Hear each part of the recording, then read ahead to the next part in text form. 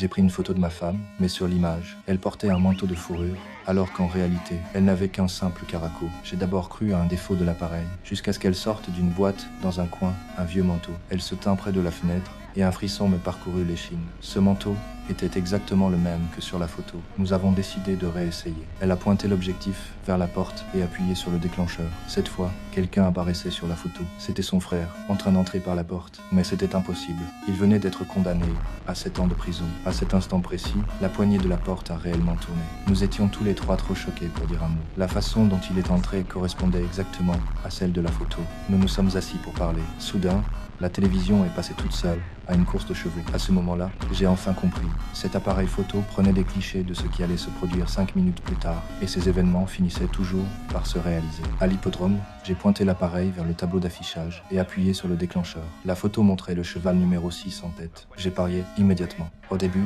le numéro 6 restait au milieu du peloton, mais dans la dernière ligne droite, il a soudain accéléré comme un fou et a franchi la ligne d'arrivée en premier. Nous avons éclaté de rire.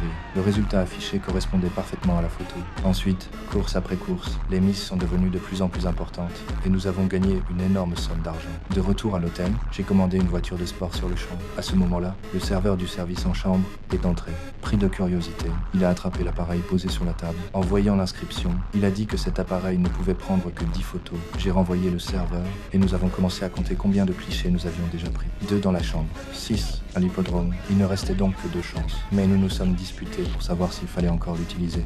Et dans la confusion, nous avons appuyé sur le déclencheur par accident. Une autre photo a été gaspillée.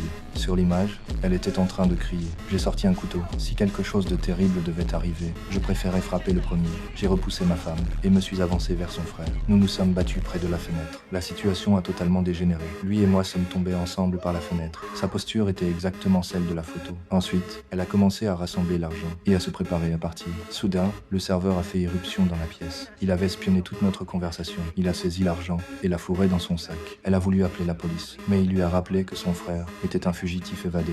Si la police arrivait, ce serait elle qui serait arrêtée en premier. Puis, il lui a arraché le sac des mains. Il a dit que sur la dernière photo, il n'y avait pas seulement 2 cadavres. Elle s'est précipitée vers la fenêtre pour regarder en bas, mais a trébuché sur un fil à ses pieds. Le serveur s'est approché de la fenêtre avec un sourire satisfait, car sur la photo, il y avait en réalité 4 corps.